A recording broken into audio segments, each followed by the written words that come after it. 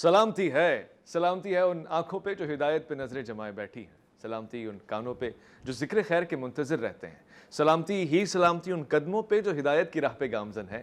السلام علیکم ورحمۃ اللہ وبرکاتہ۔ تمام تعریف خدائے بزرگ برتر کے لیے جو وحد لا شریک ہے، نہ کوئی ثانی ہے نہ کوئی ہمسر ہے۔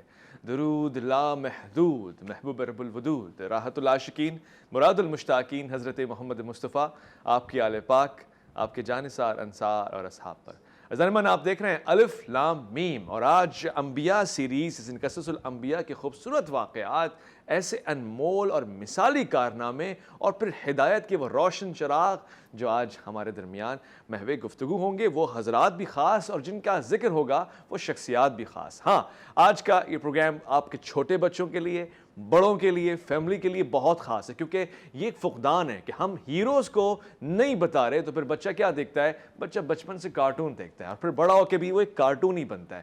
کیا ہی اچھا ہو کہ بچپن سے اس کو قرآن کی وہ واقعات، ان شخصیات کا تعارف کروایا جائے کہ جس سے اس کے اندر ایمان جاگے، خلوص جاگے، اس کے اندر بیداری آئے، شعور آئے، ورنہ پھر صرف اور صرف شور آئے گا۔ حضرات، آج کے پروگرام کو ہم منسوب کر رہے ہیں کہ ایسی شخصیت کے ساتھ جو نبی پاک ہیں، اولو العزم ہیں، خوبصورت ہیں، کمال والے ہیں، جلال والے ہیں، رحمت والے ہیں، شفقت والے ہیں، پیار کرنے والے ہیں، کلام کرنے والے ہیں، جناب حضرت موسیٰ علیہ السلام جو کلیم اللہ بھی ہیں۔ اور آپ کی شخصیت کے ان پہلوؤں پہ آج گفتگو کریں گے کہ بچپن سے پہلے آپ کے آنے کا ذکر، قوم آپ کا کس طرح سے انتظار کر رہی ہے، آپ کے آنے کے بعد قوم نے کس طرح سے آپ کو رد کیا، پھر کس طرح سے آپ کا اقرار کیا، پھر دربار فرعون میں کس طرح سے آپ نے حق کے پیغام کو سنایا اور پھر خدا سے اپنا ایک حمایتی طلب کیا جو آپ کے ساتھ رہا، پھر آپ نے کس طرح دریائے نیل میں شگاف ڈالا، پھر قوم کو راہ ہدایت پہ چلاتے ہوئے اس پار لگایا، اور پھر قوم نے کس طرح ناشکری کی، اور پھر خدا سے ملاقات کے وہ لمحات، اور پھر قوم کو دیکھ کے کیا گئے۔ آج اس پہ تفصیلی بات ہوگی۔ میں آج کے پروگرام میں خوش آمدید کرنا چاہتا ہوں بہت ہی روشن شخصیات، خاص طور سے آپ جب بھی گفتگو کرتے ہیں بہت ہی پیارے انداز سے، مسکراہٹیں آپ کا خاصہ ہے، تبسم آپ کے چہرے پہ ہمیشہ عیاں رہتا ہے۔ علامہ حیات عباس نجفی صاحب، السلام علیکم۔ وعلیکم السلام، بہت شکریہ ویسے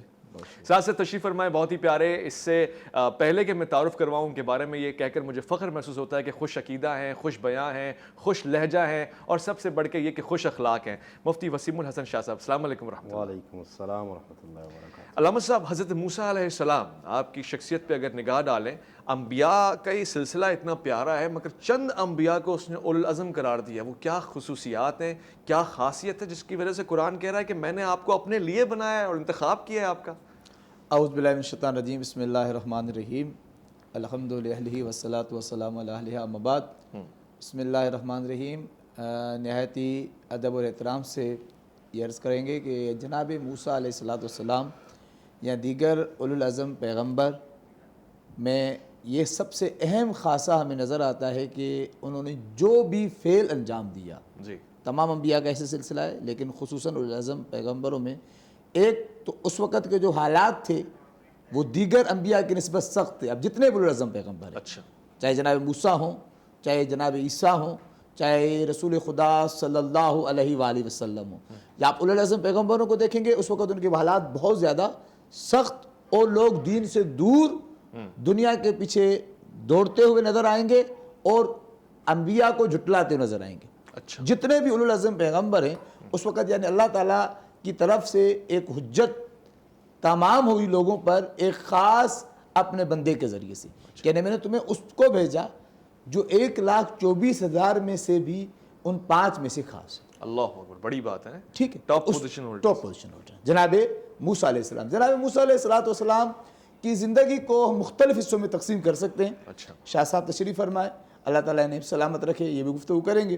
سب سے پہلا سلسلہ جس پہ انسان گفتگو کر سکتا ہے کہ اللہ کی حجت جی، کا گمراہ لوگوں کو بھی مختلف ذریعوں سے وہ اپنے آنے سے پہلے ہی بتا دیتی ہے کہ اللہ کی حجت آنے والی ہے۔ اللہ اکبر، یعنی جناب موسیٰ کی آمد کی خبر محل فرعون میں بھی تھی۔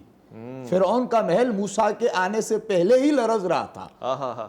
آپ تو صرف یہ سمجھ رہے ہیں کہ موسیٰ نے عصا پھینکا پھر لرزا، نہیں، وہ لرزا پہلے سے طاری تھا۔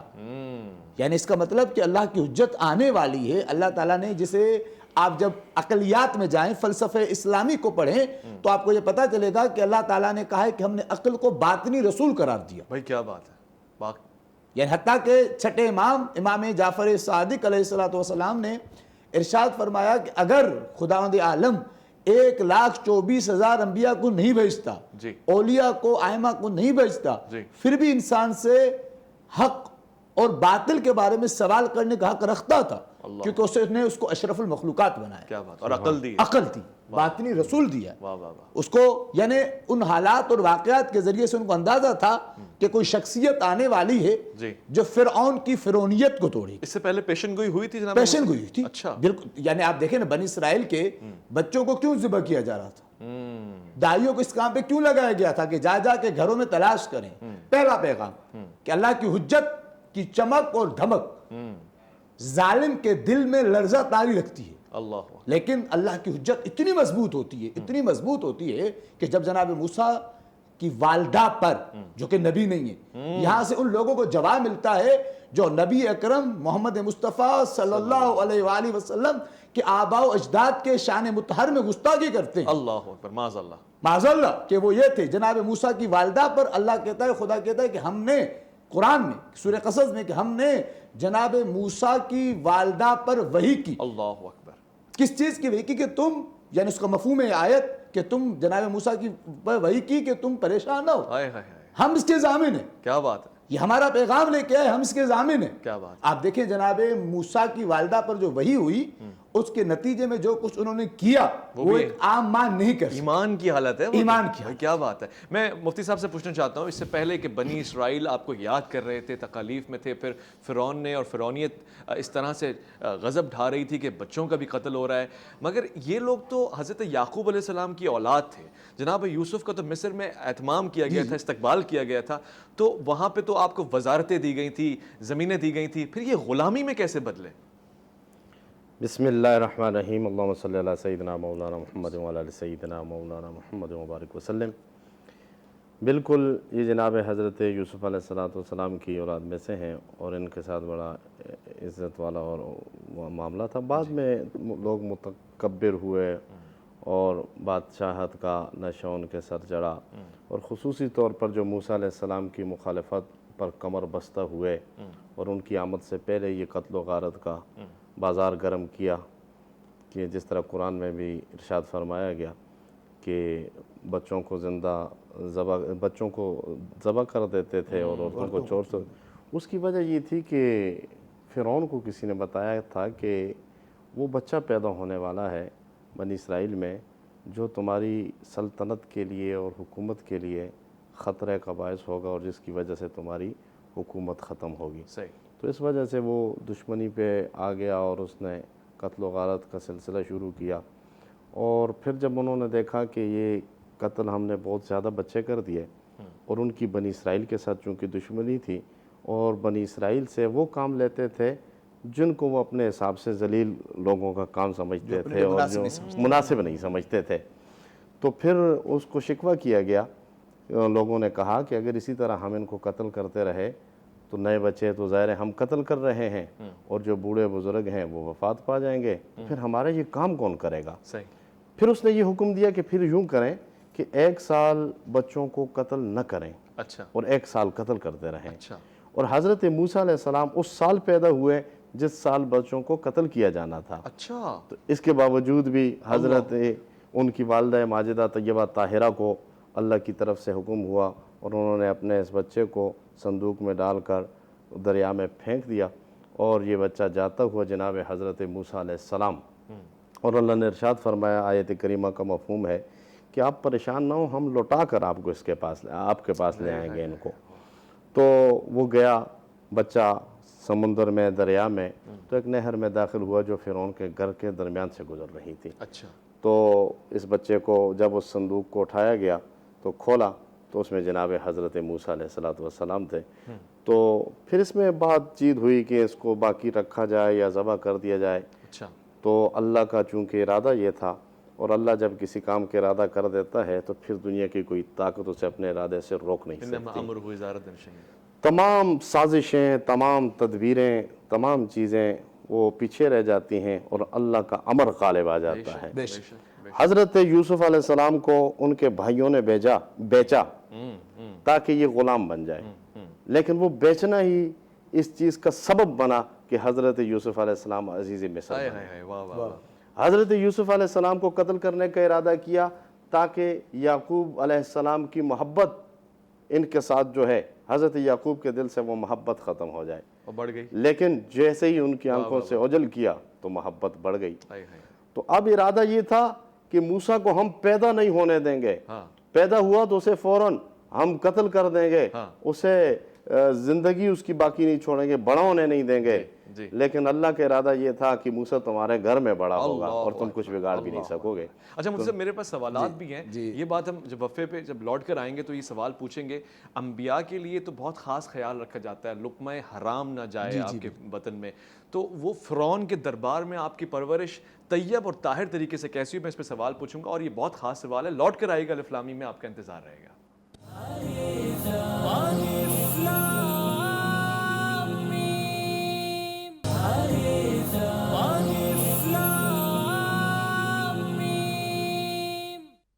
جے خوش آمدید الف لام میم میں جناب حضرت موسیٰ علیہ السلام جو کلیم اللہ ہیں، آپ کا ذکر چل رہا ہے، آپ کے واقعات، آپ کی خصوصیات، آپ کی شخصیت، آپ کے فضائل، آپ کے مناقب، اور پھر وہ احکامات جو آپ کی طرف سے صادر ہوئے یعنی اللہ کی جانب سے ہیں۔ میں علامہ صاحب ابھی گفتگو ہو رہی تھی تو یہ سوال میرے ذہن میں آیا کہ لقمہ حرام تو انبیاء سے دور رہتا ہے، اور وہ شخصیت اور آپ کا خاصہ یہ ہے کہ بہت دور رہتا ہے، تو پھر فرعون کے دربار میں جناب حضرت موسیٰ علیہ السلام کی پرورش ہوئی ہے، تو مسلسل باطل کے دربار میں وہ لقمہ حرام نہیں ٹچ کرے گا؟ دیکھیں، سب سے پہلی بات کہ میں نے اب سے کچھ دیر پہلے جب آپ نے مجھ سے ذکر کرنے کے لیے کہا تو میں نے کہا کہ جیسے اللہ تعالیٰ نے جناب موسیٰ کی والدہ پہ وحی کی، جی، تو یہ ان لوگوں کو جواب ہے جو حبیب خدا کے آباء و اجداد پر گستاخانہ باتیں کرتے ہیں کہ وہ اسلام نہیں لائے تھے، تو یہ تھا، وہ یقیناً حضرت ابراہیم کے مذہب پر قائم اور دائم تھے۔ اسی طریقے سے جناب موسیٰ کی جو غذا کا آپ ذکر کر رہے ہیں کہ سب سے پہلے بچے کی غذا کیا ہوتی ہے؟ دودھ، ماں کا دودھ، ماں کا دودھ۔ ہاں۔ تو انہوں نے محل میں مختلف ماؤں کو جمع کیا گیا، تمام عورتوں کا دودھ پینے سے جناب موسیٰ نے انکار کیا۔ اللہ، جو اللہ نے وعدہ کیا تھا، جو شاہ صاحب نے فرمایا، اب ماں سے کہا تھا کہ گھبراؤ نہیں، کیونکہ ماں کے لیے سب سے اہم چیز اس کی اولاد ہوتی ہے، بھائی واہ، تمہیں تمہاری اولاد لوٹا دیں گے۔ تو کیسے لوٹایا؟ اتنے میں جناب موسیٰ کی وہ بہن جو ماں کے حکم پر بچے کے پیچھے پیچھے آ رہی تھی کہ دریا کی موجوں کے حوالے تو کیا تھا اللہ کے حکم سے، لیکن تھا تو ماں کا دل۔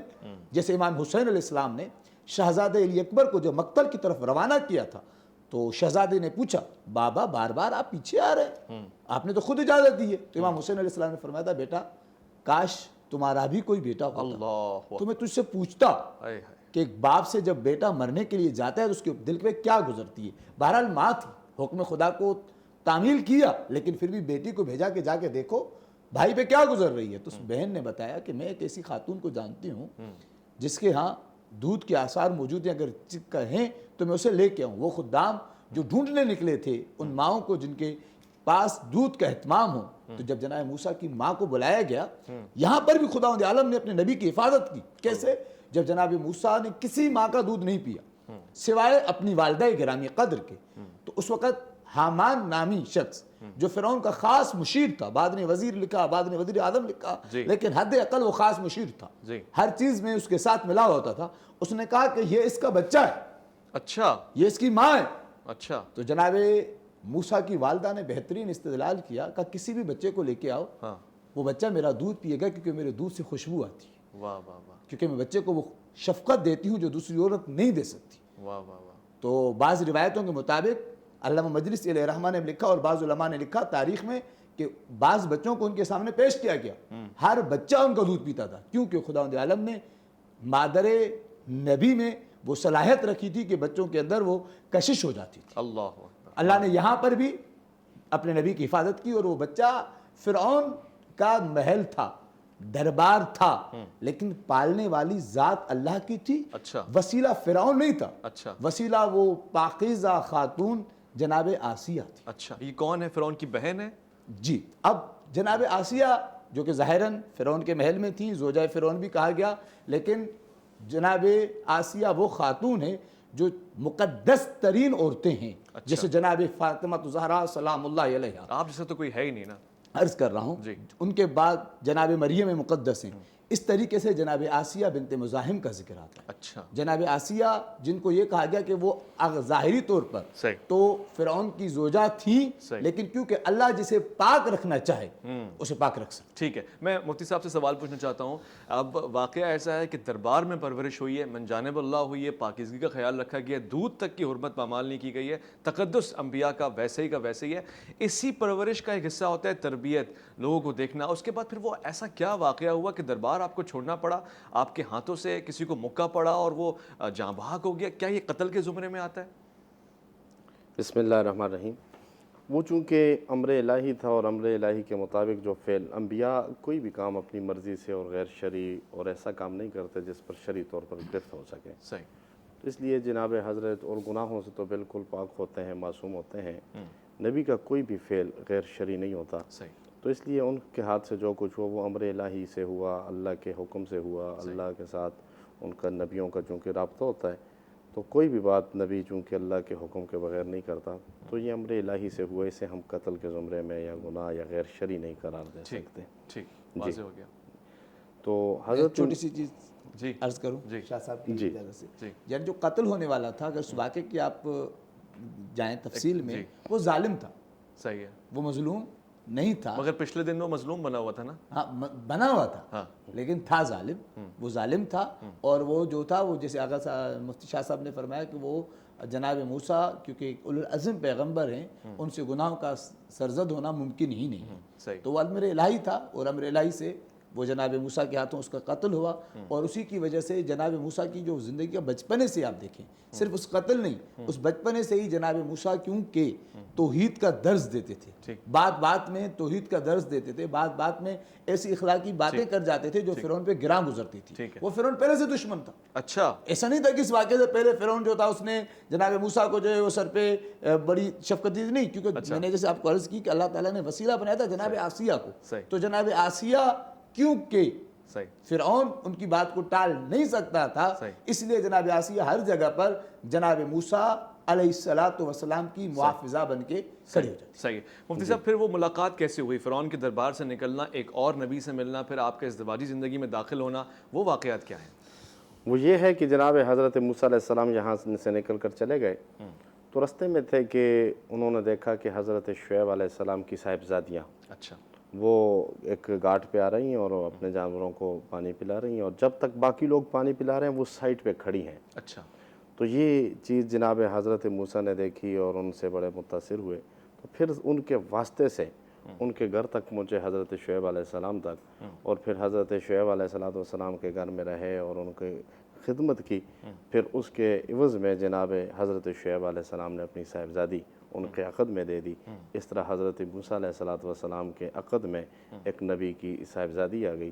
اور اسی طرح کرتے کرتے جناب حضرت موسیٰ کی مختلف جو ان کے معجزات تھے وہ ظاہر ہوتے رہے، یہاں تک کہ پھر بنی اسرائیل جب ان کے ساتھ نکلے تو یہ مقام بھی آیا کہ جناب حضرت موسیٰ علیہ السلام کے پاس بنی اسرائیل آئے اور انہوں نے کہا کہ ہم تنگی میں ہیں، پانی نہیں ہے. اچھا. آپ اللہ سے دعا کریں، اللہ ہمیں پانی عنایت کرے. صحیح. تو دیکھیں یہاں سے ایک بات یہ بھی معلوم ہوتی ہے کہ اللہ کے ہوتے ہوئے اگر کوئی پیغمبر سے اپنی حاجت پیش کرے تو یہ شرک نہیں ہے بلکہ یہ اللہ تعالیٰ کا امر ہے.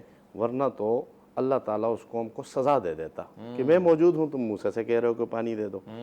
لیکن جب حضرت موسیٰ علیہ السلام نے اپنے رب سے رابطہ کیا تو اللہ تعالیٰ نے فرمایا کہ اپنی عصا کو آپ اس پتھر پہ ماریں. جب حضرت موسیٰ علیہ السلام نے پتھر پہ اپنی عصا ماری، فانفجرت من حسنۃ عشرۃ عینا، اس سے 12 چشمے جاری ہو گئے. یہ 12 چشمے اس لیے تھے کہ قبیلے 12 تھے، تو ہر قبیلے کے لیے الگ الگ پانی کا چشمہ جاری ہوا. یہاں پر ہمارے علماء نے ایک اور بات بھی لکھی ہے کہ حضرت موسیٰ علیہ السلام کا بہت بڑا مقام اور مرتبہ ہے. ہر نبی بہت بڑا مقام اور مرتبہ رکھتا ہے. کوئی عام بندہ تصور بھی نہیں کر سکتا کہ نبی کے شان کی انتہا اور اس کے عظمت کا منتہا آخری مقام درجہ کیا ہے. تمام نبی وہ بہت بڑے مرتبے اور عظمت والے ہوتے ہیں. تو حضرت موسیٰ علیہ السلام تو اولو العزم رسل میں سے ہیں. صحیح البخاری کی ایک روایت ہے کہ ایک یہودی اور ایک مسلمان آپس میں ایک مسئلے پر لڑ پڑے. اچھا. लड़े इस मसले पे कि यहूदी ने कहा कि अल्लाह ताला ने मूसा अलैहिस्सलाम को तमाम लोगों पर फजीलत दी है। अच्छा। उस सहाबी ने कहा हमारे आका इमामुल अंबिया पर भी? हाँ। तो वो बंदा कहने लगा यहूदी, हाँ मोहम्मद मुस्तफ़ा पे भी। अच्छा। तो सहाबी ने ज़ाहिर है हुजूर के फ़ज़ाइल बयान किए और कहा कि ना, आका करीम अलैहिस्सलातु वस्सलाम को तमाम अव्वलीन व आखिरीन पे फजीलत है। तो बात बढ़ी और उस सहाबी ने उस बंदे को, यहूदी को, जो मूसा अलैहिस्सलाम की तफसील कर रहा था, थप्पड़ मारा। अच्छा। ये मुकदमा हुजूर की बारगाह में पेश हुआ। फिर नबी करीम सरवर कौनैन इमामुल अंबिया सल्लल्लाहु ताला अलैहि वसल्लम ने इरशाद फरमाया कि अपने सहाबी से कि तुमने ये रवैया जो रवा रखा ये नहीं रखना चाहिए था। मुझे चूँकि आजिज़ी और इनकिसारी ये तो हमारे आका इमामुल अंबिया अलैहिस्सलातु वस्सलाम का खासा था। आप पर्शनशीं थे लेकिन अपने सहाबा के साथ चटाइयों पर बैठा करते थे। तो हुजूर ने फरमाया ना, तुम्हें ऐसा नहीं करना चाहिए था, मुझे तुम न देते फजीलत हज़रत मूसा अलैहिस्सलातु वस्सलाम पे। और फिर हुजूर ने फरमाया कि क़यामत के दिन जब सूर फूंका जाएगा तो तमाम लोग बेहोश हो जाएंगे जी। और सबसे पहले फिर मैं होश में आऊँगा। तो मैं देखूँगा कि मुझसे पहले हज़रत मूसा अलैहिस्सलाम अल्लाह के अर्श के पाए के साथ खड़े होंगे। हुजूर फरमाते हैं पता नहीं कि मूसा अलैहिस्सलाम बेहोश हुए ही नहीं या हुए थे, मुझसे पहले उनको इफाका हो गया। तो बात ये कर रहे थे कि हज़रत मूसा अलैहिस्सलातु वस्सलाम ने असा मारी और 12 चश्मे जारी हो गए, लेकिन हमारे आका इमामुल अंबिया अलैहिस्सलातु वस्सलाम का क्या मर्तबा है कि पत्थर से फिर भी कभी कभी पानी जारी हो जाता है। उसे तोड़ें तो उसमें नमी होती है, लेकिन किसी की उंगलियों से हाथ से पानी जारी हो ये नज़ारा किसी ने नहीं देखा। लेकिन हुजूर नबी करीम अलैहिस्सलातु वस्सलाम एक ग़ज़वे में थे, सहाबा ने जब ये शिकायत की कि या रसूलल्लाह पानी नहीं है और इस प्यास की वजह से हम परेशान हैं, जानवर परेशान हैं, सवारियाँ परेशान हैं, तो आका करीम अलैहिस्सलातु वस्सलाम ने अपना हाथ मुबारक दस्ते अक़दस बर्तन में डाला और पानी का चश्मा जारी हो गया। ये है सरकार सरवर कायनात सल्लल्लाहु अलैहि वसल्लम की करामत। और इस तरह से हम सीखते हैं, समझते हैं। मुख्तसर से वफ़ा ले रहे हैं, लौट के आइएगा, कहीं नहीं जाइएगा, अभी मज़ीद गुफ्तगू होगी जनाब हज़रत मूसा अलैहिस्सलाम के हवाले से। लौट कर आइएगा, अलिफ लाम मीम में आपका इंतज़ार रहेगा।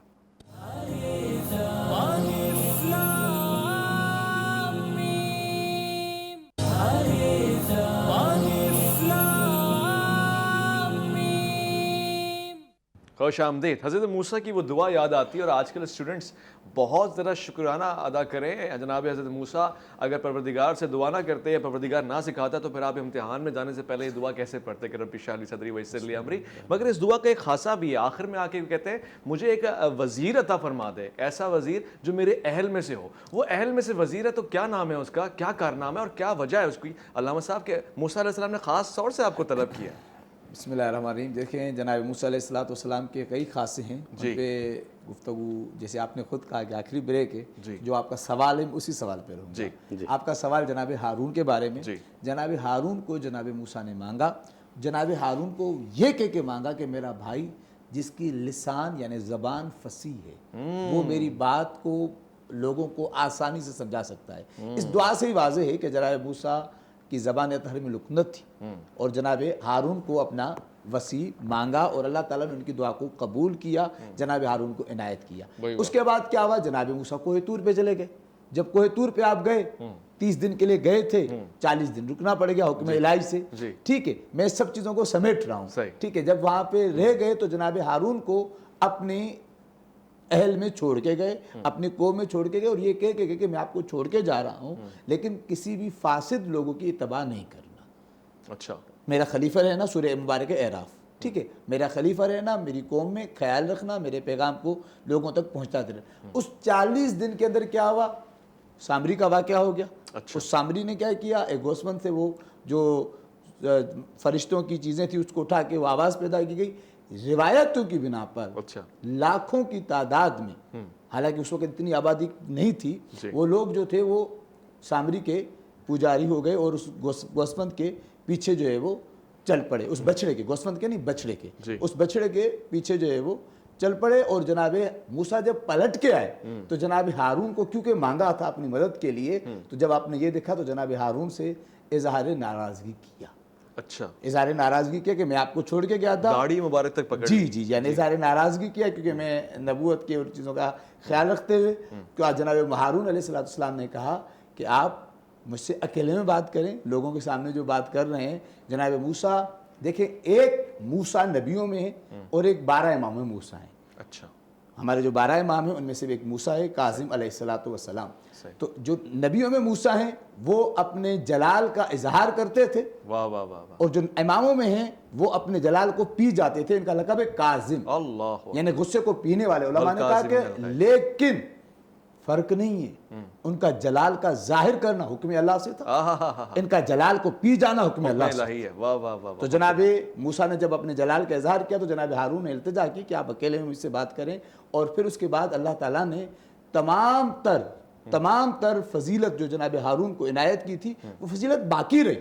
یعنی اس کا مطلب اگر کوئی وسیع یا امام یا اللہ تعالیٰ کے نبی کا کوئی جانشین موجود ہے, اس کی وجہ سے قوم بکھر جاتی ہے, تو وہ اپنی کوشش اس نے کی ہے تو قوم کے بکھر جانے کا اس شخص کے اوپر کوئی بھی عقاب یا سزا نہیں کہی, کیونکہ اس نے اپنے طور پہ کوشش کی. علامہ صاحب خوبصورتی میں کہہ رہے ہیں کہ اکیلے میں بات کریں, اس کا مطلب یہ نہیں کہ آؤ پرسنل روم میں خیمے میں جا کے بات کرتے ہیں. بہت پیارے انداز سے سمجھا رہے ہیں اور میں واقعی اس میں مدعا ہوں. گفتگو بھی یہی چل رہی ہے کہ ہارون علیہ السلام نے کہا کہ میں نے اس لیے کچھ نہیں بولا کہ تیرے قوم میں بٹوارا نہ ہو جائے, فرق نہ پڑ جائے, اور مجھے کمزور کر دیا گیا ہے, تنگدست کر دیا گیا ہے, خفیف کر دیا گیا. میں مزید جاننا چاہتا ہوں مفتی صاحب, اب یہ گفتگو ایسی ہے کہ معجزات ہی کرامات ہی ہیں, مگر جناب موسیٰ کا کیا رویہ تھا جب اپنی قوم کو انہوں نے شرک کرتے ہوئے دیکھا, کیونکہ وہ تختی لے کر آئے تھے, کمانڈس لے کر آئے تھے, وہ جو احکامات الہی لے کر آئے تھے, ان کو کس طرح سے آپ نے تعمیل کیا؟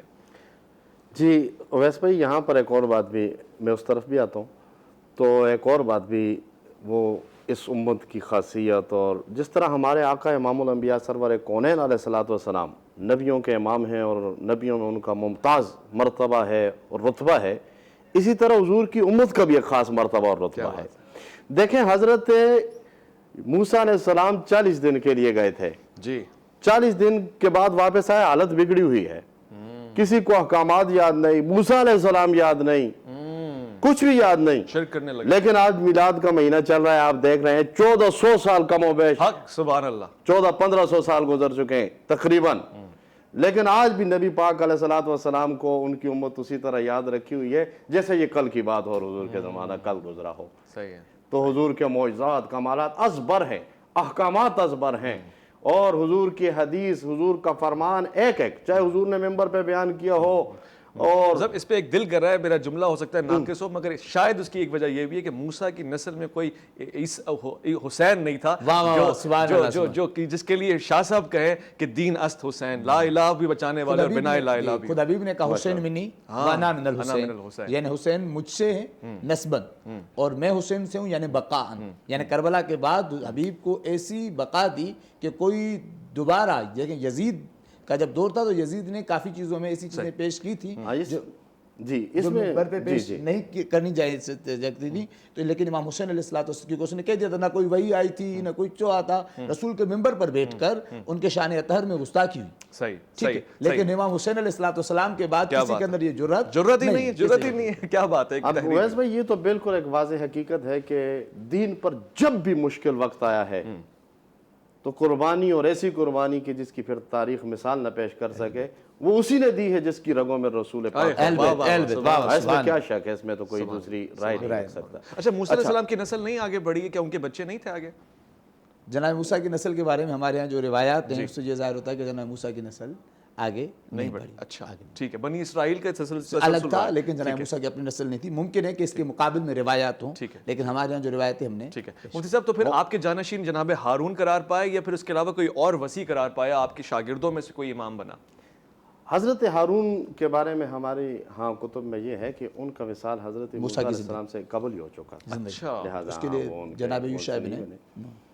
تو آپ نے جو سوال کیا تھا وہ یہی سوال تھا کہ اس کے بعد اس کو کنٹینیو کیسے کیا جو احکامات جناب موسیٰ لے کر آئے تھے. حضرت موسیٰ علیہ السلام نے دیکھا, جب قوم کی حالت کو دیکھا تو نہایت غضبناک ہوئے اور اپنے بھائی کو پکڑا بھی, اور ان کو پھر یہاں سے بالآخر وہ نکلے اور پھر جا کر انہوں نے بنی اسرائیل میں پھر نئے طریقے سے تبلیغ کی اور اس سلسلے کو آگے جاری بڑھایا۔ اچھا، اور یہ جب ہم اس کو دیکھتے ہیں کلوز اپ میں تو جناب موسیٰ علیہ السلام کی عمر بڑی طویل ہے، بڑا آپ نے عرصہ پایا خدمت کا، ایک مسلسل ہجرت ہی رہی ہے، یہاں تک کہ آپ کی قوم کو من سلوہ بھی آتا رہا تو انہوں نے کہا نہیں وہی پیاز چاہیے، وہی کھانا چاہیے۔ اس سے قوم کا مزاج پتہ لگتا ہے، مگر نبی کو لیے بڑا صابر ہونا اور بڑا برداشت کرنے والا نظر آتا ہے۔ جناب موسیٰ کی فضیلت یہ کون سی ہے کہ آپ کلام کیا کرتے تھے؟ کلیم اللہ کیوں کہتے ہیں؟ کوئی خاص مقام پہ جا کے کلام کیا کرتے تھے؟ جی، جناب حضرت موسیٰ علیہ السلام کی قوم کی اگر بات کریں تو اس قوم کا کام ہی یہ تھا کہ ہر چیز میں نقطے نکالنا، اچھا، ہر چیز میں بات کرنا، نقطے نکالنا۔ اب دیکھیں سیدھی سی بات تھی کہ حضرت موسیٰ علیہ السلام نے اللہ کے فرمان کے مطابق ان سے کہا کہ ایک گائے ذبح کر دیں اور اس کا گوشت اس مردے پہ ماریں تو وہ زندہ ہو جائے گا۔ تو انہوں نے کہا کون سے رنگ ہو؟ گائے کا رنگ کیا ہو؟ اب اگر یہ رنگ نہ پوچھتے تو ان سے کسی نے یہ مطالبہ نہیں کیا تھا کہ رنگ کیا ہو۔ انہوں نے کہا اس کی عمر کیا ہو، اس نے کھیتی باڑی کا کام کیا ہے یا نہیں۔ دیکھیں اب سیدھی سی بات تھی، اس لیے حضور نے ہمیں یہ تعلیم دی۔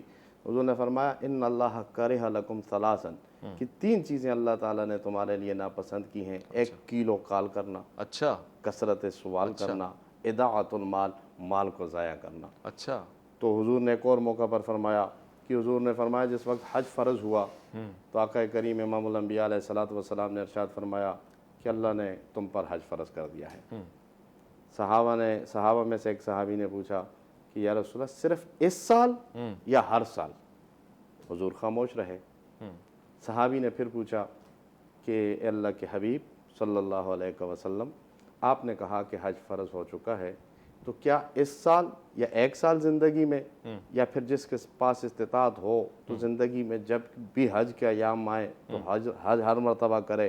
حضور پھر خاموش رہے۔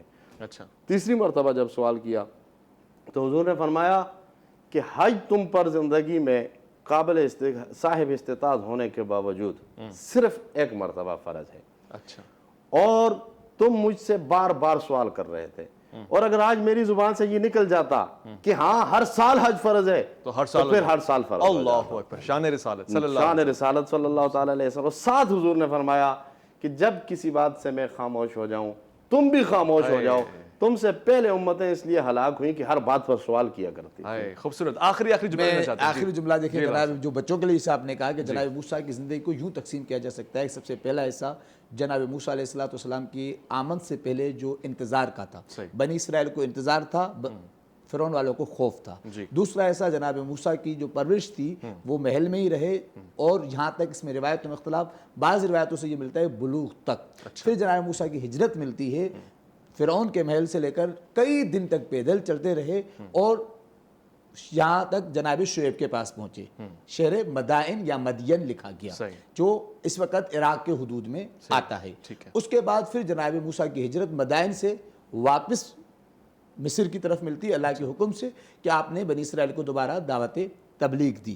ٹھیک ہے، اس کے بعد پھر جناب موسیٰ کا کوہ طور پہ جانا، پھر کوہ طور پہ جانا، پھر جناب موسیٰ کا کوہ طور سے پلٹ کے آنا، پھر امت کا گمراہ ہو جانا، پھر امت کو تبلیغ کرنا، پھر جناب موسیٰ کی دعاؤں سے منو سلوہ کا نزول ہونا، پھر اس کے بعد جناب موسیٰ علیہ السلام کی اختتامی جنگ کہیں، جہاد کہیں، قدم کہیں، کچھ بھی کہیں، فرعون کے خلاف، جس کے ذریعے سے فرعون کے پورے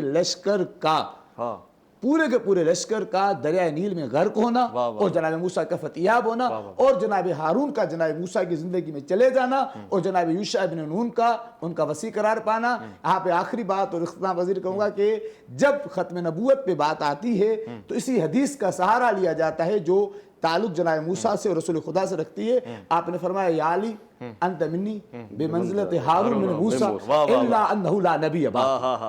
علی آپ کی مثال وہی ہے جو ہارون کی موسیٰ سے تھی، فرق اتنا ہی ہے، میرے بات کوئی نبی نہیں ہے۔ سلام ہو رسول پر اور ان کی اولاد پر، سلام ہو جناب موسیٰ پر اور جناب ہارون۔ آمین۔ بہت شکریہ علامہ حیات عباس نجفی صاحب، بہت بہت شکریہ مفتی وسیم الحسن شاہ صاحب۔ خواتین و حضرات، آپ کی توجہات کا بہت بہت شکریہ۔ آج ہم نے ایک ایسی شخصیت کا ذکر کیا، آپ کے فضائل اور مناقب کا ہم نے خاص طور سے دورہ کیا، ورد کیا، کہ جس سے ہمیں بہت کچھ سیکھنے کو ملتا ہے۔ اور ایک بات جو خدا کے کرم اور فضل سے، اس کے لطف سے بھری ہوئی ہے کہ پوری کائنات میں وہ کلیم اللہ بھی اسے بناتا ہے جس کی زبان پہ لکنت محسوس ہو اس کو اتنا پیارا بنا لیتا ہے کہ اسی سے کلام کرتا ہے. ہاں علم کی طلب کا ایک واقعہ ہے جو کہیں نہ کہیں ابھی محسوس ہو رہا ہے کہ ضروری تھا, رہ گیا. اتنا ضرور بتا دوں کہ ایسا نبی جو اللہ سے کلام کر کے علم لیتا ہو وہ بھی طلب علم کے خاطر سمندروں میں جاتا ہے اور خضر کے پاس جا کے آپ پہ ہمارا سلام ہو طلب علم کرتا ہے اور وہاں پہ ایک خاص علم ان کو سیکھنے کو ملتا ہے. میں لوٹ کر آؤں گا اسی پروگرام کی سیریز کو کنٹینیو رکھتے ہوئے. انشاءاللہ کوشش ہوگی کہ قصص الانبیاء اور خاص طور سے ان واقعات میں آپ کو لے کے جائیں اور اپنے قوم اور اپنے معاشرے کی ایسی احسن تعمیر اور ترقی اور خوبصورت مستقبل دیکھیں. اپنا بہت خیال رکھیں گے, آپ اپنے سے بڑھ کے خیال رکھیں گے ملک پاکستان کا, اللہ کے فرمان کا. اللہ کی امان میں.